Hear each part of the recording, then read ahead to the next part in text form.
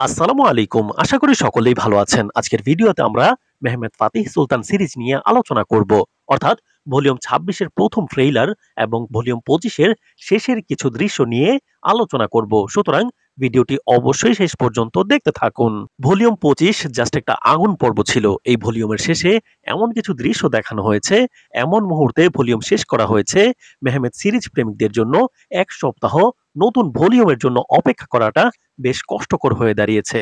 Volume ২৫ এর একদম শেষে আমরা দেখতে পেলাম সুলতান মেহমেদের বিশ্বস্ত গুপ্তচর এবং আমাদের সবার প্রিয় চরিত্র মুস্তফা, তাকে গুপ্তচর হিসেবে সুলতান মেহমেদ পাঠিয়েছিলেন কনস্টান্টিনোপলে। সেখানে সে ধরা পড়ে গিয়েছে। এক প্রকার বাধ্য হয়ে মুস্তফা স্বীকার করেছে। অতঃপর কনস্টান্টিনোপলের সম্রাট তাকে মেরে ফেলবে এমন একটা পরিস্থিতি।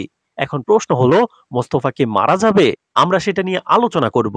আরেকটি দৃশ্যে যেই জেনেসারি বাহিনী কনস্টান্টিনোপলে প্রবেশ করেছিল, তারা এবং বাহিনীর প্রধান দোগানাগা কিন্তু শনাক্ত হয়ে গিয়েছে। এখানে আমরা দেখতে পেলাম যে এমন আগুন তাদের উপর নিক্ষেপ করা হয়েছে যা পানি দিলেও নিভে না এবং খুবই ভয়ঙ্কর। এটা কোনো সাধারণ আগুন নয়। ইতিহাসে আছে এমন আগুন তৎকালীন সময় তারা জাহাজে ব্যবহার করত হামলার জন্য। পানিতে কেউ ঝাঁপ দিলেও যেন না বাঁচে। এটা এমন একটা মারাত্মক আগুন। তো আমরা আলোচনা করব জেনেসারি বাহিনীর উপর এমন কঠিন আক্রমণ হতে দোগান আগা কিভাবে বেঁচে ফিরবেন।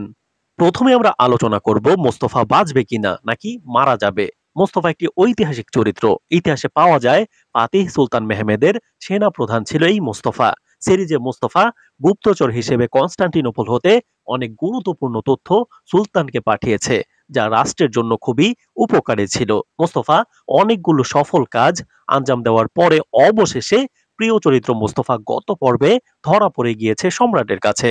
এখন তার পরিণতি কি হবে এটা নিয়ে দর্শকেরা উদ্বিগ্ন। ট্রেইলারে আমরা দেখতে পাচ্ছি সুলতান মেহমেদের বিশ্বাসঘাতক চাচা ওরহান মোস্তফাকে ধরে নিয়ে গেছে।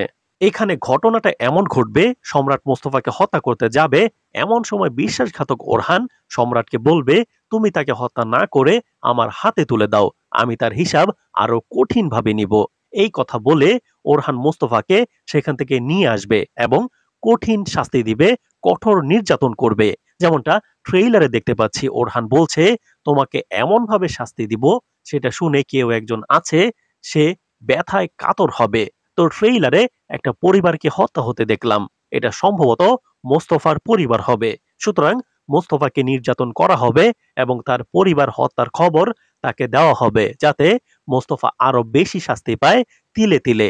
এবং ট্রেইলারে সুলতান মেহমেদ বলছেন, আমরা আমাদের শহীদদের প্রতিশোধ নিতে পিছপা হই না। সুতরাং আমাদের বিশ্লেষণ অনুযায়ী সুলতান মেহমেদ পরবর্তীতে মোস্তফাকে উদ্ধার করবে। যেহেতু ঐতিহাসিকভাবে কমান্ডার হয়েছিলেন মোস্তফা, সুতরাং এই যাত্রায় মোস্তফা সম্ভবত বেঁচে যাবেন এবং এক সময় সেনা প্রধান হবেন ইতিহাস মতে।